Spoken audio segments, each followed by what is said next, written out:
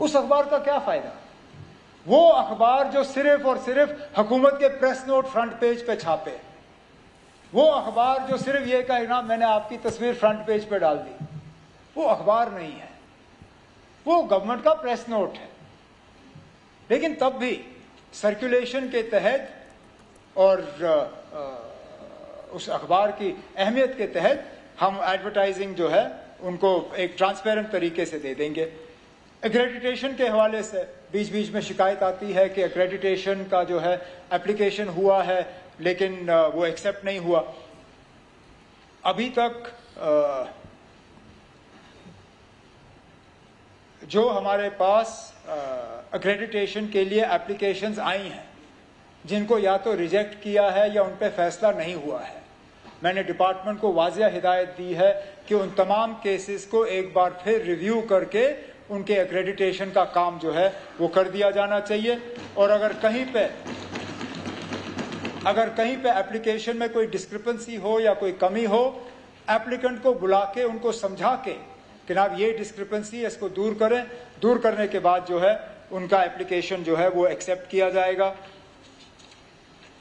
मैंने अपनी तकरीर के दौरान प्रेस क्लब के हवाले से बात की थी और मैं आज भी उस बात को दोहराऊंगा। हम श्रीनगर में, क्योंकि जम्मू का प्रेस क्लब ठीक ठाक चल रहा है यहाँ तवी ब्रिज के पास, श्रीनगर के प्रेस क्लब को बदकिस्मती से एक सियासी रंग दिया गया है। वहाँ एक प्रेस क्लब था, अच्छा खासा चल रहा था, लेकिन पता नहीं किस वजूहात के बुनियाद पे उस प्रेस क्लब को रद्द करके एक पैरेलल प्रेस क्लब जो है कायम की गई। अब हमारा ये मानना है कि प्रेस क्लब एक ही होना चाहिए और उस प्रेस क्लब का जो मैनेजिंग कमेटी है वो जम्मू कश्मीर का जो प्रेस है, श्रीनगर का प्रेस, वो तय करे। तो उनसे कहा जाएगा कि वो फटाफट अपने प्रेस काउंसिल का जो है प्रेस क्लब के इलेक्शन करें। जैसे ही उनकी कमेटी बन जाती है उनको एक स्ट्रक्चर देके वहाँ हम प्रेस क्लब जो है उनका दोबारा कायम करेंगे। मैं इस हाउस के जरिए तमाम मीडिया फ्रेटर्निटी को ये यकीन दिलाना चाहता हूं कि सच बोलने पे किसी अखबार वाले, किसी मीडिया वाले को सजा नहीं दी जाएगी। हम चाहते हैं कि ये गवर्नमेंट को अकाउंटेबल बनाए। हम चाहते हैं कि जहां पे हमसे गलती हो उस गलती को जो है उभारा जाए। हम चाहते हैं कि जहां पे हम कोई खामी छोड़ें उसके बारे में लोगों को पता चलना चाहिए। लेकिन ये कि फेक न्यूज यहां असली न्यूज के तौर पे फैलाया जाएगा, ये हम बर्दाश्त करने के लिए तैयार नहीं है। इनसे मेरी इतनी ही गुजारिश होगी, जहां जहां इनको खबर आए मेहरबानी करके कम से कम एक बार उसको वेरीफाई करने की कोशिश करिए। अगर उसके बाद हम गलत हैं, आप लिखिए जो लिखना है, आप कहिए जो कहना है, लेकिन ये बीच बीच में जो फेक न्यूज को असली न्यूज के तौर पे बेचा जाता है, हमारी मुसीबत ये हो जाती है कि जब तक हम उसको दुरुस्त करते हैं वो अफवाह जो है वो पूरी दुनिया क्रॉस कर गई होती है। अब पिछले दिनों यहाँ शराब के ठेकों के हवाले से सरासर झूठ, स्पीकर साहब उस चीज में एक लफ्ज सही नहीं, लेकिन जिम्मेदार चैनल, अखबार, मीडिया हाउस एक बार भी उन्होंने हुकूमत से यह जानने की कोशिश नहीं की कि क्या यह दुरुस्त है या नहीं। उनके पास मेरे नंबर हैं, आज वो बीच बीच में किसी ना किसी बहाने मुझे मैसेज करते हैं। उस दिन एक ने भी मुझसे नहीं पूछा कि क्या नाम ये जो आप नए शराब की दुकानें खोलने की बात कर रहे हो क्या ये दुरुस्त है या नहीं। मैं उसी वक्त उनसे कहता ना आप कोई नहीं है, उल्टा जो हम एडवर्टाइज कर रहे हैं वो भी हमें बराबर नहीं आए, नए खोलने की तो बात दूर की। लेकिन किसी ने पूछा नहीं, फैलाई झूठी खबर और उसको फिर दुरुस्त करने में हमें वक्त लगा। तो उनसे यही मेरी गुजारिश होगी कि मेहरबानी करके इस चीज पे वो एहतियात करें। जीएडी के हवाले से SRO 43 की जो पेंडेंसी है उसको हम क्लियर कर देंगे। जहां जहां केसेस पेंडिंग है उनको फटाफट हम उनको दुरुस्त कर लेंगे। रेगुलराइजेशन और CID वेरिफिकेशन के हवाले से कई सारे ऑनरेबल मेंबर्स ने जो है खदशात जाहिर किए और सही है इनके खदशात। जब हम सीआईडी वेरिफिकेशन के बुनियाद पे लोगों की नौकरियों को रोकते हैं, एक तरफ से हम सीआईडी को वेपनाइज कर रहे हैं, उनको हथियार के तौर पे इस्तेमाल कर रहे हैं। सीआईडी का काम हथियार के तौर पे इस्तेमाल होना नहीं है। और तो और पिछले दिनों फरवरी के महीने में हाई कोर्ट का जो ऑर्डर आया, उस हाई कोर्ट के ऑर्डर के तहत ये बिल्कुल सही है, मतलब उन्होंने वाजिया हिदायत दी कि आप किसी के रिश्तेदार को उनके जुर्म के लिए जो है कसूरवार ठहरा नहीं सकते। और जुर्म मैंने किया और सजा मेरे बेटे भुगते, ये कहीं पे भी कानून नहीं है। और वाजिया तौर High Court of Jammu and Kashmir ने इस बात को तय किया है, you can not punish be for the crimes of a. CID department के पास ये हाई कोर्ट का ऑर्डर जो है बाजाब्ता है उनके पास, और उनसे कहा जाएगा कि वेरिफिकेशन के मामलों में हाई कोर्ट के इस ऑर्डर को जो है उसका पालन करना है उनको, उसमें और कोई चारा नहीं है।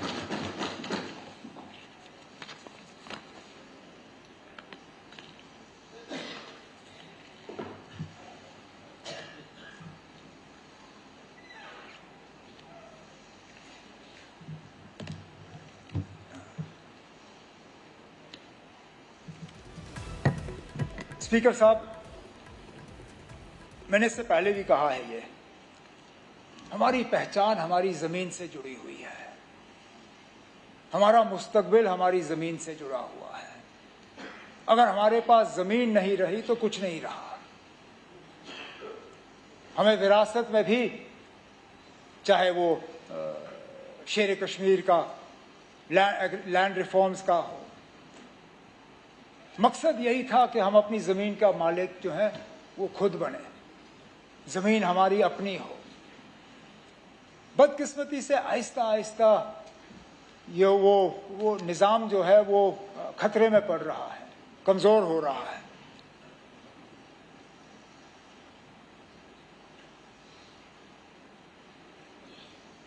मैं जानता हूं कि बढ़ती हुई आबादी के साथ जमीन के इस्तेमाल का बदलाव जो है उसका प्रेशर बनेगा, लेकिन इसमें भी हमें एहतियात करना होगा, फूक फूक के कदम रखने होंगे। स्पीकर साहब, हमारी जो प्राइम एग्रीकल्चरल लैंड है, अगर आप देखें, वो फिगर्स मेरे पास हैं, मैं कभी हाउस के साथ शेयर कर लूंगा कि पिछले 5-7 सालों में कितना हमारा एग्रीकल्चरल लैंड ट्रांसफर हुआ है फॉर नॉन एग्रीकल्चरल पर्पसेस। ये हम में से किसी के लिए फायदेमंद नहीं है। हमारी अगर फूड प्रोडक्टिविटी कम हो गई, हमारा अगर अनाज का पैदावार कम होगा, तो हम और ज्यादा दूसरों पे डिपेंड होंगे। हमारी तो कोशिश रहनी चाहिए कि ज्यादा से ज्यादा हमारी जमीन जो है वो एग्रीकल्चरल पर्पसेस के लिए हम बचा पाएं। एक ऑनरेबल मेंबर, मुझे याद नहीं है किसने, रोशनी के हवाले से बात की थी और कहा था कि रोशनी एक बेहतरीन स्कीम थी। मुजफ्फर खान साहब, हाँ, मुजफ्फर खान साहब ने, सही, थैंक यू, कि रोशनी एक बेहतरीन स्कीम थी जो जनाब फारूक अब्दुल्ला साहब ने उस वक्त लाया था। बिल्कुल सही। आप जानते हैं राठौर साहब, आप उस वक्त फारूक साहब के काबिना में थे जब इस रोशनी की स्कीम, सलाथिया साहब भी थे, रोशनी की स्कीम जो है उसको शेप दी गई। मकसद ये था कि जो लोग सरकारी जमीन पे लीज लेके बैठे हुए हैं, उन्हें उस लीज होल्ड को फ्री होल्ड में तब्दील करने की इजाजत हो।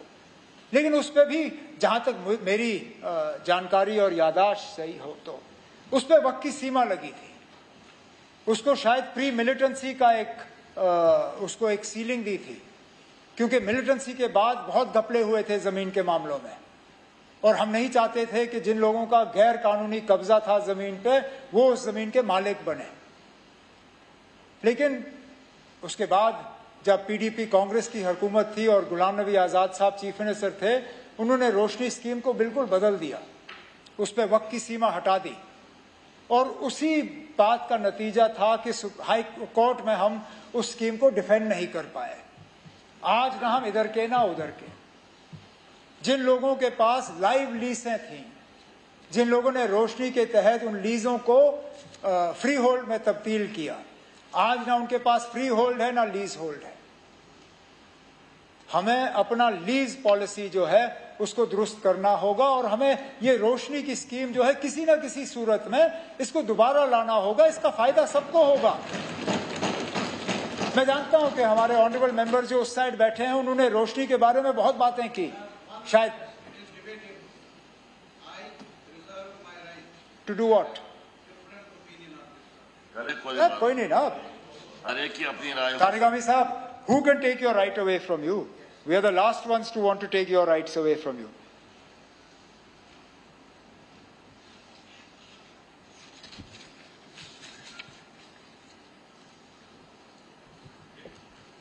डिजिटाइजेशन ऑफ रेवेन्यू रिकॉर्ड्स वगैरह के हवाले से बीच बीच में सवाल आए। मुझे नहीं लगता है कि मुझे हाउस का टाइम उसमें ज़्यादा लेने की ज़रूरत है। सिर्फ इतना कि एक ट्रांसपेरेंट और टाइम बाउंड तरीके से इसको मुकम्मल किया जाएगा ताकि पूरी डिजिटाइजेशन जो है वो हो। बिजली के हवाले से हर ऑनरेबल मेंबर ने कहीं ना कहीं बिजली के हवाले से बात की और जनरेशन के हवाले से जो हमारी पोटेंशियल है उसको पूरा हम एक्सप्लॉइट नहीं करते।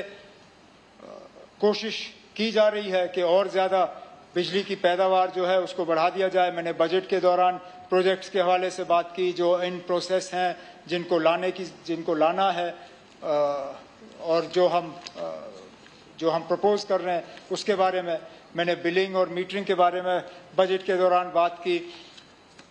इस तकरीर में मैं एक और चीज़ के हवाले से बात करना चाहता हूं।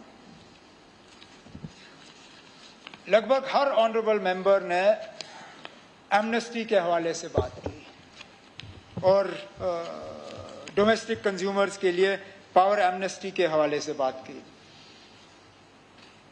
पहली बात यह स्पीकर साहब कि मैं इस हाउस को इन्फॉर्म करना चाहता हूं कि हम ये एमनेस्टी स्कीम जो है आगे साल के लिए बढ़ाने का फैसला हमने कर लिया है।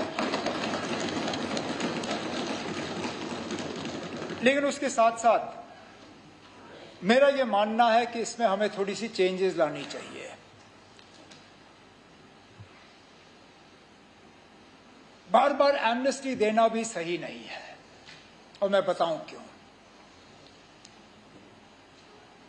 जब हम एमनेस्टी देते हैं हम उन लोगों को सजा दे रहे हैं जो वक्त पे बिजली का बिल भरते हैं।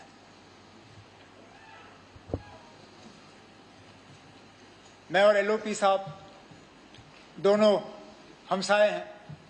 मान लीजिए अभी है नहीं लेकिन मिसाल के तौर पे ठीक है, हमसाए हैं। ये ईमानदार है, मैं थोड़ा बेईमान हूं। वक्त पे अपना बिजली का बिल भरते हैं, यहां वहां से बजट में अपने घर की कमी करते हैं लेकिन बिजली का बिल वक्त पे भरते हैं। मैं हूं लापरवाह हूं, कभी भरा नहीं भरा, बीच में देख लिया। नतीजा ये कि इनके आउटस्टैंडिंग है नहीं, मेरे आउटस्टैंडिंग मान लीजिए 25,000 इंटरेस्ट वगैरह डाल के 60-70 हजार। अब एमनेस्टी आ गई, मेरा सारा माफ हुआ, प्रिंसिपल भी अब मैं किस्तों में दूं। इन पे क्या गुजरती है? ये तो फिर बैठ के कहते हैं ना मैंने क्यों भरा बिल, मुझे भरने की जरूरत ही नहीं थी, मैंने भरा, मुझे सजा, जिसने नहीं भरा उसको इनाम। तो बार बार ये एमनेस्टी जो है हम दे नहीं सकते। तो ये जो, और हम हम हमेशा कहते हैं वन टाइम एमनेस्टी, और अब 7वीं बार हम एमनेस्टी दे रहे हैं। तो 1 टाइम नहीं 7 टाइम।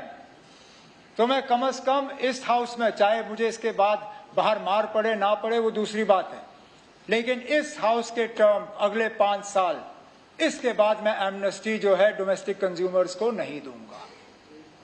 ये amnesty interest, compound interest, penalty माफ।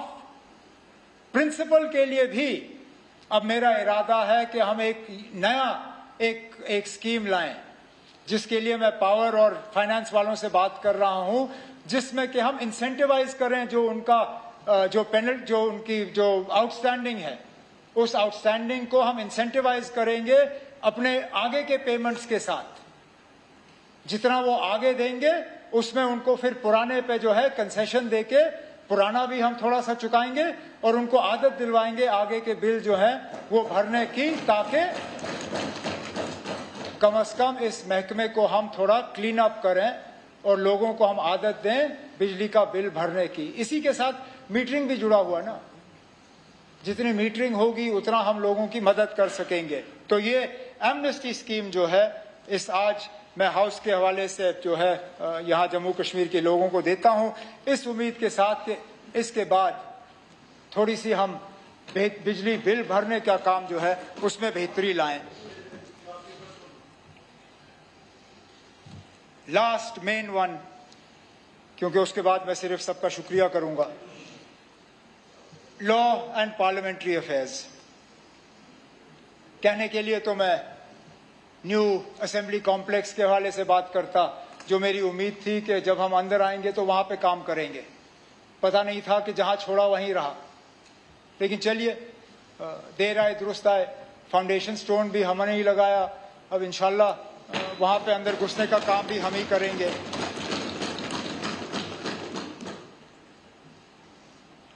हमारे कोर्ट्स को, खासकर हाई कोर्ट्स को, इंफॉर्मेशन टेक्नोलॉजी का जो वीडियो कॉन्फ्रेंसिंग प्रोजेक्ट वो हमने शुरू किया है, क्योंकि हमने पाया है कि जम्मू और श्रीनगर हमारे हाई कोर्ट्स में वर्चुअल हियरिंग्स की जो है गुंजाइश है नहीं।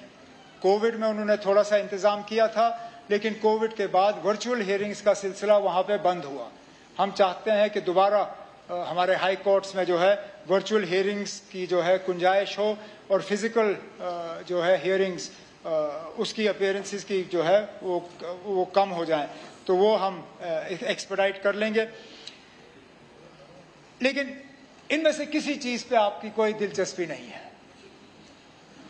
ना आप ये जानना चाहते हो कि हम कॉम्प्लेक्स क्या करेंगे, ना आप ये जानना चाहते हो कि हम कोर्ट्स में क्या करेंगे। आप जानना चाहते हो कि हम सीडीएफ में क्या करेंगे और तनख्वाह में क्या करेंगे।